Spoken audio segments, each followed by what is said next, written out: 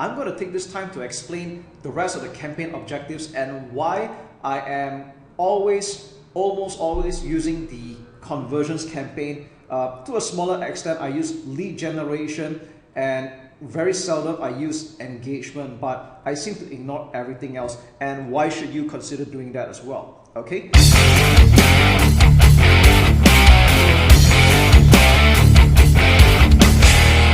So I'm just going to give you a quick rundown on the other campaign objectives, just so you know why we always use conversions most of the time, and to a small extent even lead generation or engagement, but we pretty much ignore the rest. Okay, so let's take a look at brand awareness and reach. So if you take a look at this icon here, it says show your ads to people who are most likely to remember them, and reach sounds rather similar. Show your ads to the maximum number of people. So this is kind of like where boost post actually comes in. And if you have done any Facebook marketing before, or you have clicked the boost post button, then you know that you will get a lot of reach, perhaps for more bang for the buck. Apparently you get a lot of likes, a lot of social proof, a lot of reactions, people commenting even, but there's a problem with that. You're not getting even the interested prospects, because what's happening here is that it's just showing advertisements to people that have the habit of commenting and liking. So we don't really want that going on. Okay, so that's why I stay away from brand awareness and reach. I had pretty much not used that at all. Okay, now the next one, and this is a deception here. Okay, traffic. Send people to a destination like a website, app, Facebook event, or messenger conversation. Now when you take a look at out of all the campaign objectives here, this seems to be one of the considerations that make a lot more sense, right?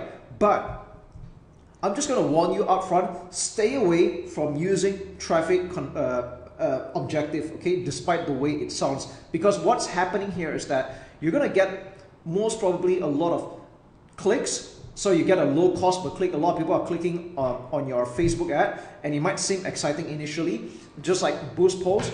But the problem is that Facebook is serving your advertisement to people or Facebook users that are very click happy. That means they have a certain behavior of always clicking on things, and you might know some friends or some Facebook users that are like that. Now imagine that your advertisement is going out to people like that, and you're not going to get any purchasers or even a lead for that matter. So don't do that. It's rather deceptive. Stay away from it. Okay, I've spent quite a bit of money doing this. I do test it every now and then, and if you don't believe me, feel free to spend a little bit of your money to test this out, and you'll find that this is also the case. All right, so out of all the campaign objectives here, this is probably the most deceptive, and where a lot of people initially will lose their money. So stay away from it. Okay, always go with conversions. Now I'm just going to move down chronologically. Let's go with engagement. So this is where you can get like post engagement, page likes. All right, so if you're ever buying likes, this is normally what the campaign objective is. Now I'm not against people buying page likes, especially if you're just starting out. You clearly do not want to have an empty Facebook page with just like 0 to 1 like. And if you're not able to get some of your friends or acquaintances to come and like a page, but you want to look a little bit more credible, then it's okay to buy a bit of likes. But again, I don't recommend that you spend a lot of budget buying page likes, because that's not where the income is going to come from. That's not where the action is going to be at. All right, so if you're going to buy page likes, you can go ahead. I'm just saying, don't spend a lot of money doing that. Okay, spend most of your budget on conversions. All right, so next up, we go to app installs. Okay, this is not applicable unless you're doing apps. Let me just backtrack a little bit. Okay, there's this thing called post engagement, where you get like people sharing and commenting and all that. Now again, this is like probably my third distant campaign objective. But if you're running a restaurant and you're doing promotions, then doing an engagement post would make a lot of sense. So for example, if you're running an F&B or a restaurant and you're doing maybe like a buy one free one meal promo, 50% off, visit at lunch hour, like 12 to 3 p.m, you're going to get a very good deal at our restaurant, then okay, it makes sense using an engagement, because people here have this behavior of sharing good deals. So it kind of makes sense to use engagement for F&B and restaurants or something like that. Okay, so app installs only if you're having apps. Video views. Now some people do run campaign objectives for video views. So if you're expecting to run viral videos and you want it to get seen as much as possible and have people share them, then it's okay. But I just want you to know that even I don't really use this. So if you're playing on a limited budget, I do discourage that you use video views. All right. Now next up, lead generation. Now lead generation is a campaign objective you can choose if you want to get people signing up to a form without having a website.